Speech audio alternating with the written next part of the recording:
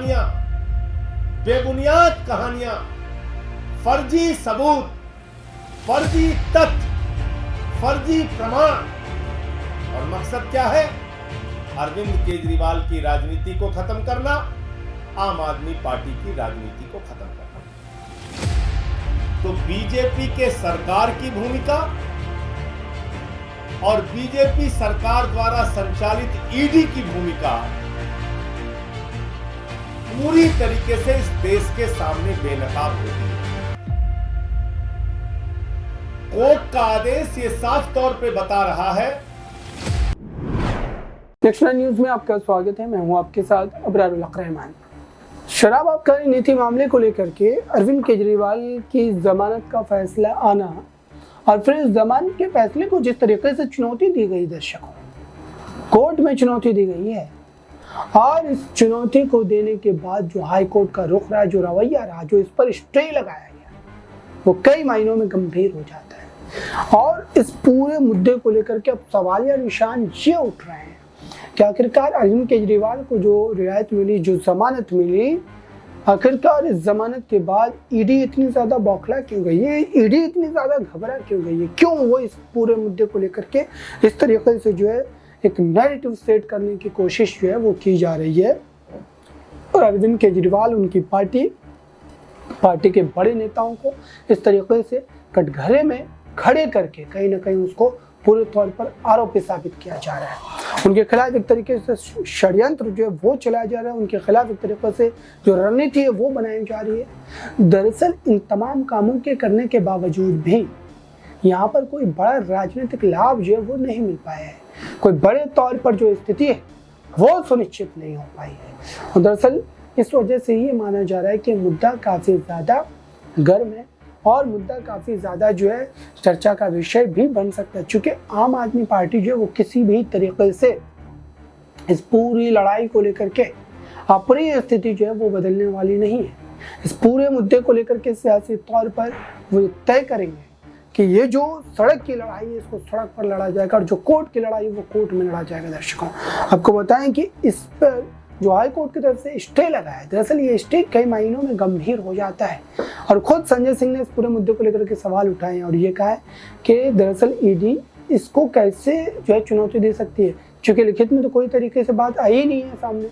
अब इस पूरे मामले को लेकर के हम आपको वो बड़ा बयान सुनाने जा रहे हैं दर्शकों, संजय सिंह का, जिसमें उन्होंने कई बड़े आरोप लगाए हैं। देखिए इस रिपोर्ट में और सुनिए। और आज उसके आदेश को लगभग 12 बजे अपलोड किया गया, उसकी कॉपी दी गई। और ट्रायल कोर्ट का जो आदेश है, अगर आप उसको पढ़ेंगे तो बीजेपी के सरकार की भूमिका और बीजेपी सरकार द्वारा संचालित ईडी की भूमिका पूरी तरीके से इस देश के सामने बेनकाब होती है। कोर्ट का आदेश ये साफ तौर पे बता रहा है कि ईडी मनगढ़ंत तरीके से तथ्यों को हमारे खिलाफ इकट्ठा कर रही है।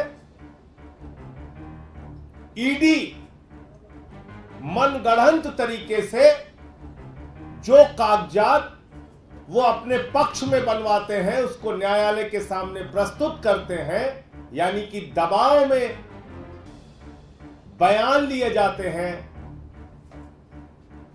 गिरफ्तारियां की जाती हैं, सरकारी गवाह बनाए जाते हैं और उसके आधार पर केजरीवाल को गिरफ्तार किया जाता है। जो बयान लगता है कि केजरीवाल को फंसाने के लिए जरूरी है, वो बयान कोर्ट के सामने प्रस्तुत किया जाता है, जो उनके पक्ष में है वो छिपा लिया जाता है। और इतना ही नहीं, ट्रायल कोर्ट ने साफ तौर पे कहा कि गोवा के इलेक्शन की जिस लेन देन की बात ईडी के द्वारा की जा रही है उसका कोई तथ्य और प्रमाण, कोई मनी ट्रेल और सबूत प्रस्तुत नहीं किया गया है। यानी सिर्फ कहानियां, झूठी कहानियां, बेबुनियाद कहानियां, फर्जी सबूत, फर्जी तथ्य, फर्जी प्रमाण। और मकसद क्या है? अरविंद केजरीवाल की राजनीति को खत्म करना, आम आदमी पार्टी की राजनीति को खत्म करना। तो आपने सुना दर्शकों, क्या वाकई ये जो स्थिति पनपी है, या फिर संजय सिंह ने जिस तरीके से इसमें पूरे तौर पर ईडी सीबीआई को, भाजपा को घेरने का काम किया, क्या इन तमाम मुद्दों के बावजूद भी, इन तमाम बातों के बावजूद भी ये तय नहीं किए जाना चाहिए कि आखिरकार शराब आबकारी नीति मामले में, चाहे वो मनीष सिसोदिया की गिरफ्तारी हो, संजय सिंह की गिरफ्तारी हो, अरविंद केजरीवाल की गिरफ्तारी हो, सत्येंद्र जैन की गिरफ्तारी हो, या फिर अन्य चेहरों की हम बात कर लें जो कि आम आदमी पार्टी के नेता ही हैं, वो भी इसमें कहीं ना कहीं मुलविस, इसमें पिसते नजर आ रहे हैं। दरअसल इन चेहरों को लेकर के इस तरीके का हवा या फिर इस तरीके के राजनीतिक माहौल को तैयार करने के पीछे की वजह क्या है, करने के पीछे का कारण क्या है, और इसको किस तरीके से जो है देखने की जरूरत है दर्शकों। चूंकि लंबे समय से ये माना जा रहा है कि इस पूरे मुद्दे को लेकर के सियासी तौर पर समझने की जरूरत है, इसको परखने की जरूरत है, क्योंकि आपको ये बात समझनी पड़ेगी, ये स्थिति जो है वो सुनिश्चित करनी पड़ेगी कि आखिरकार आने वाले दिनों में इस पूरे मामले को लेकर के जितना जल्द हो सके निपटाने की जरूरत है। चूंकि अरविंद केजरीवाल के लिए कड़ी चुनौती ये है कि वो अब विधानसभा चुनाव में अपनी पार्टी के वकार को, राजनीतिक हैसियत को कैसे स्थापित कर पाएंगे, क्योंकि लोकसभा चुनाव में जो एक हवा बन जाता है, फिर एक तरीके से अरविंद केजरीवाल के जेल से बाहर आने के बाद से ये दावे किए जा रहे थे कि वो पूरे तौर पर जो है कहीं ना कहीं अपनी जीत को सुनिश्चित कर पाएंगे, पूरे तौर पर जो वो जीत दर्ज कर पाएंगे। ऐसा होता हुआ नजर नहीं आया, और दिल्ली की उन तमाम सीटों पर भारतीय जनता पार्टी ने अपनी जीत दर्ज की। और ये बड़ा मामला आपको जो है इस समय कहीं ना कहीं देखने के बाद यही पता लगता है कि दिल्ली में लोकसभा चुनाव में बड़ी जीत तो नहीं हो पाई, लेकिन विधानसभा चुनाव के लिए पूरे तौर पर जो कोशिश जारी है। दर्शकों, आइए इस पूरे मामले पर संजय सिंह के एक पक्ष को और सुना। और अपने आदेश में ट्रायल कोर्ट ने माननीय सर्वोच्च न्यायालय के इंटरिम बेल के आदेश को भी उल्लेखित किया है। और वो क्या है? वो आदेश कहता है कि अरविंद केजरीवाल का कोई आपराधिक इतिहास नहीं है, अरविंद केजरीवाल समाज के लिए कोई खतरा नहीं है, अरविंद केजरीवाल इस मामले में, इस पूरे मामले में 2022 अगस्त से मामला पेंडिंग है। अरविंद केजरीवाल का नाम सीबीआई की एफआईआर में नहीं है।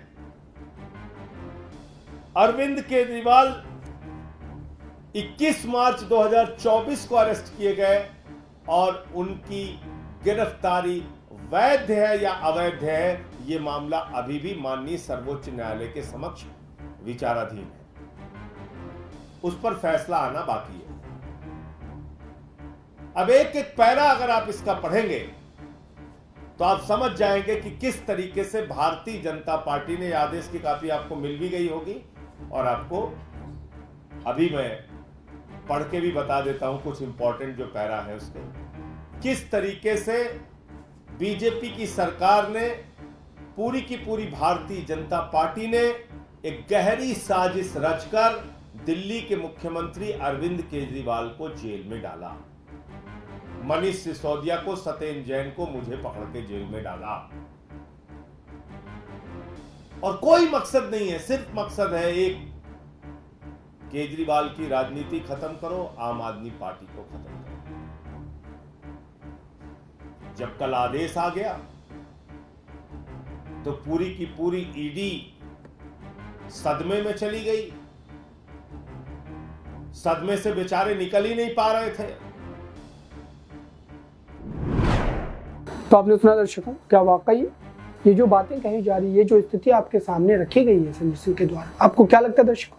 क्या सच्चाई है? कमेंट बॉक्स में जरूर बताइएगा। जुड़े रहे नेक्स्ट 9 न्यूज़ के साथ।